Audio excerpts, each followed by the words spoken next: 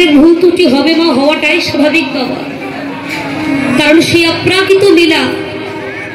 আমার মতো একজন অধমা পাপড় মরু, সে কিন্তু কিছুই জানে না, সে ভগবানকে কখনো চোখেই দেখেনি,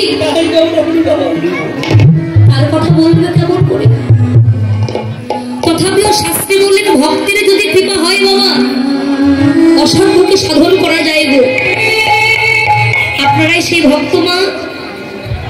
আমার সকল এখানে উপস্থিত ভক্তিপতি মায়েদের বাবাদের শ্রীচরণে আমার একটাই নিবেদন, আপনাদের চরণ ধরে কিঞ্চিত কিঞ্চিত অংশ এই অধমার মস্তকে তুলে দিয়ে আশীর্বাদ করবেন, তাহলে অধমা দুটো হরি কথা কৃষ্ণ কথা বলতে পারবে। লীলার প্রারম্ভ মায়েরা একটু তোমরা উলুধ্বনি করবে, আর আমার বাবারা তোমরা জয়ধ্বনি করবে সবাই মা। পিতাই গৌর হরি বল হরি বল।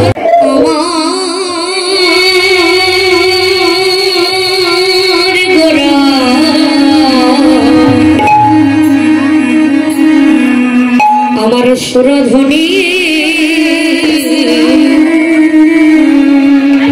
তীরে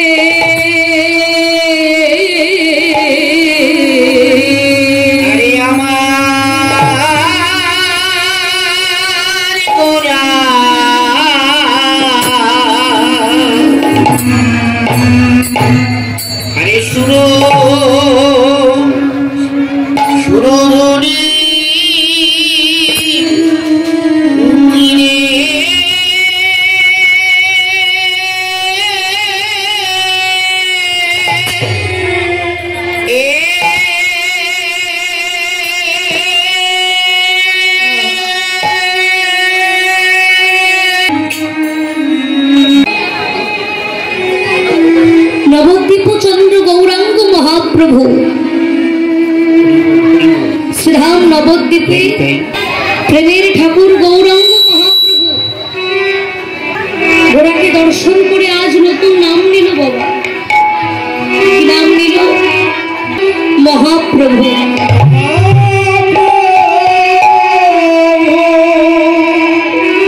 সেই শব্দের অর্থ কি গো মা? সেই শব্দের অর্থ হচ্ছে সুন্দর, অর্থাৎ আকর্ষণ, আর চৈতন্য অর্থাৎ চেতনা। কলির জীব যারা এখনো অচৈতন্য অবস্থায় পড়ে আছে, তাদেরকে চেতনা শক্তি দান করবার জন্য আজ আমার গৌর সুন্দর নাম নিল মা, শ্রীকৃষ্ণ চৈতন্য মহাপ্রভু। চেতনা শক্তি দান করবার জন্য আজ আমার গৌর সুন্দর নাম দিল মা, শ্রীকৃষ্ণ চৈতন্য মহাপ্রভু। এবার আসি মাগো মহাপ্রভুতে। এই যে মহাপ্রভু মা, লক্ষ্য করে দেখবে মা, রাস্তা দিয়ে যখন কোনো বৈষ্ণব হেঁটে যায় না, আমরা ডেকে বলি না প্রভু দণ্ডবত। তাহলে চেষ্টা করলে কিন্তু বাবু প্রভু হওয়া যায়, কিন্তু কেউ যদি লাখবার চেষ্টা করে গো, কোটিবার চেষ্টা করে না, তথাপিও কখনোই মহাপ্রভু হওয়া যাবে না। কেন যাবে না বাবা? তার কারণটা কি গো? শাস্ত্রী বললেন এই মহাশব্দের অর্থ হলো প্রেমময়ী রাধা ঠাকুরানী। আর প্রভু কে গো? প্রভু হচ্ছে ভগবান শ্রীকৃষ্ণ। রাধা কৃষ্ণ মিলিত তনু গৌর হরি। শাস্ত্রী বলছে না রাধা কৃষ্ণ একই আত্মা, দুই দেহ ধরি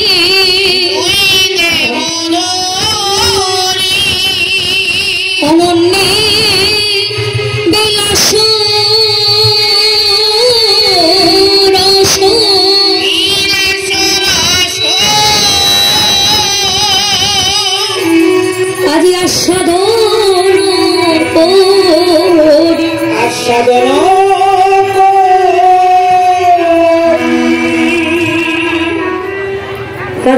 কৃষ্ণ একে আত্মা দুই দেহ ধরি অনন্য বিলাস রস আস্বাদন করি। সত্য ত্রেতা দাপুর কলি চারটি যুগ আমাদের বাবা। এই চার যুগের মধ্যে মা কোন যুগটি শ্রেষ্ঠ গো? সত্য ত্রেতা দাপুর কলি চার যুগের মধ্যে সর্বশ্রেষ্ঠ যুগ হচ্ছে বাবা যে যুগে সবাই আমরা বাসস্থান করছি, অর্থাৎ এই কলিযুগ। কিন্তু আমরা সবাই জানি মা এই কলিযুগের কিন্তু অনেক দোষ আছে গো, আছে না? তথাপিও মহাজন বললেন কলিযুগে হচ্ছে সর্বশ্রেষ্ঠ যুগ। কেন? তাহলে তার নিশ্চয়ই কোনো গুণ আছে, তার মাহাত্ম্য আছে। রাম ভক্ত তুলসীদাস রামচরিতে কলম দিয়ে বলছে, দেখো কলিযুগের দোষের কথাগুলো বলছে মা। सच कहे तो तुम्हारे लट्ठा झूठ जगत भुलाए, गौरस गली गली फिरी सोरा बैठल बेचा।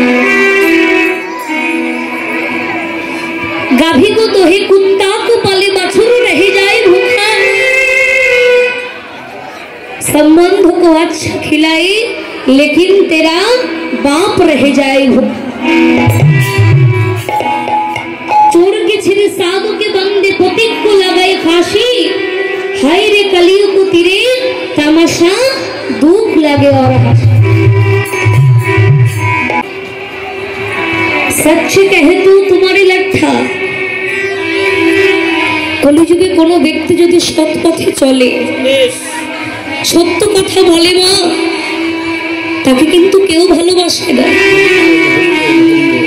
মনে করুন বাবা আপনার সামনে একটি অন্যায় হচ্ছে, আপনি কি করবে? পেছন ফিরে চলে যাবে। প্রতিবাদ করতে গেলেই বিপদ, আপনার প্রাণ সংশয় পর্যন্ত হয়ে যেতে পারে। আরো কি বললেন? ঝুট জগৎ ভুলায়। ঝুট মানে হলো মা মিথ্যা। এই পৃথিবীটাকে ঘিরে আছে অত্যাচার, অনাচার, ব্যভিচারে। গৌরস মানে গরুর দুধ। দেখবি বাবা জানারা গোয়াল আগেকার দিনে, আগেকার সময় কাঁধে করে দুধের বাগ নিয়ে সকলের দুয়ারে দুয়ারে ঘুরে বেড়াত, তবেই সে দুধ কেউ খায় আবার কেউ খায় না। কিন্তু লক্ষ্য করে দেখবে মা এখান থেকে 5 কিলোমিটার দূরে কোনো ব্যক্তি যদি সে বসে বসে মদ বিক্রয় করে, সেখানে কিন্তু দলে দলে ভিড় পড়ে যায়। তাকে কিন্তু সকলের দুয়ারে দুয়ারে ঘুরে বেড়াতে হয় না। আগত কলিযুগে কলিহত জীবের কেমন দুর্দশা হবে। রাম ভক্ত তুলসীদাস রামচরিতে কলম দিয়ে বলছে, দেখো सच कहे तो तुम्हारे लट्ठा झूठ जगत भुलाए, गौरस गली गली फिरी सोरा बैठल बेचा। गाभी को तोहे कुत्ता को पाले बछरू रह जाए भूखा। লক্ষ্য করে দেখবে বাবা আমাদের বাড়িতে যখন আমাদের খুব কাছের মানুষ আসে, আপন মানুষ আসে গো, তাকে আমরা কেমন ভাবে সেবা দেব, তাকে আমরা কেমন ভাবে আনন্দিত করব, আমরা এই নিয়ে ব্যস্ত থাকি। কিন্তু লক্ষ্য করে দেখবে মা কোন মায়ের যদি 5টি পুত্র সন্তান থাকে, মায়ের যখন বৃদ্ধ সময় হয়, মায়ের যখন অন্তিম সময় আসে বাবা, ওই 5 পুত্র কিন্তু একটি মায়ের খোরাক জোগাড় করতে পারে।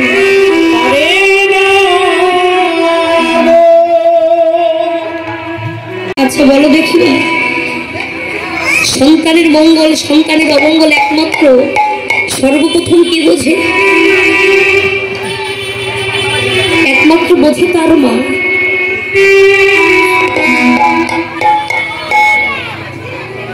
সন্তান যদি বিদেশে থাকে না, সন্তানের যদি সর্বপ্রথম বোঝে তার মা। তাই বলছে না, বিদেশ বিরাজ্যে যদি সন্তানের কোনো অমঙ্গল হয়, পশু পাখি না জানিতে আগে জানে একমাত্র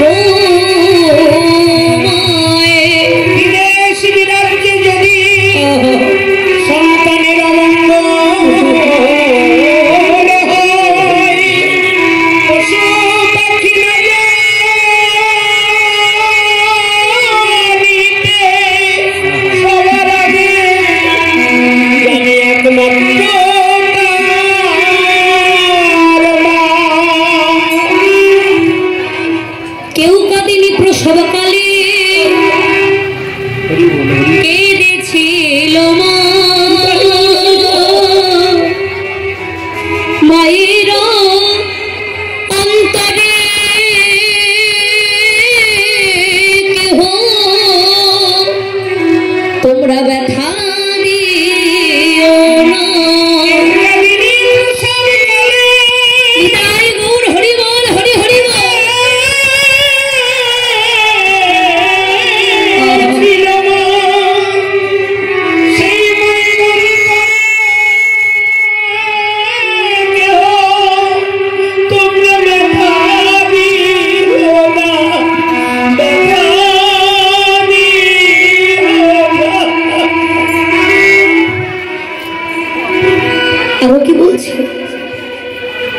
संबंध को अच्छा खिलाए लेकिन तेरा बाप रह जाए। আমরা ভগবানকে কখন ভালোবাসি বলো তো মা? যখন আমরা বিপদে পড়ি, অসহায় হয়ে যায়, যখন আমাদের নিজের স্ত্রী পুত্র কন্যা সন্তান কেউ আর ভালোবাসে না, যখন আমাদের পুত্র পরিজন কেউ আমাদের ভালোবাসে না, তখন আমরা ঠাকুর ঘরে গিয়ে বলি, হে প্রভু, হে দয়াময়, তুমি ছাড়া এহ জগতে আমার আপন বলিতে আর কেহ না, আর কেহ না।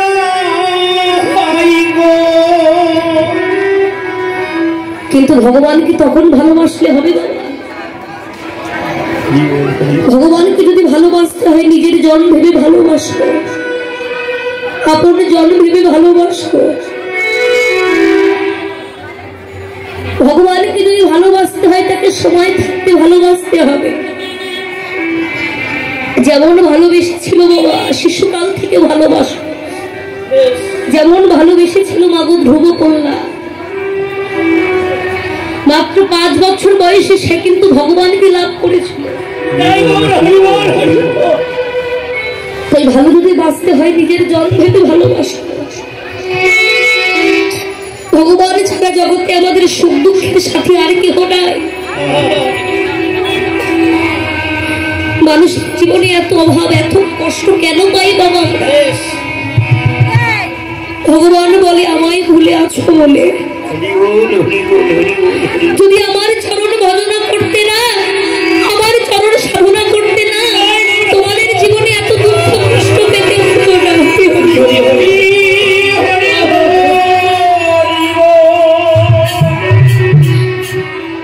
কিন্তু তাকে ভুলে গেলে তো চলবে না। জানবে না, অভাব ছাড়া জগতে কেউ কিন্তু চোখের জল ফেলে না। আর এখানে এত ভক্ত সমাগম হয়েছে, কেউ কি আমরা বুকে হাত দিয়ে বলতে পারবো যে মা আমার হৃদয়ে কোনো কিছুর অভাব নেই,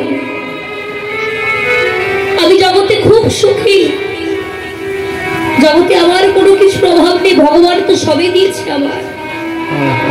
আমার ছেলে আমায় বড় ভালোবাসে, আমার মেয়ে আমায় বড় ভালোবাসে, জগতে সবাই আমায় ভালোবাসে। কিন্তু আজ তোমায় সবাই ভালোবাসে, কালো তোমায় ভালোবাসবে এই গ্যারান্টি কারোর কাছে আছে? কিন্তু তাকে ভালোবাসতে হবে, যাকে ভালোবাসলে আমাদের শেষের দিনে চলে যাবার পথটা আমাদের পরিষ্কার থাকবে।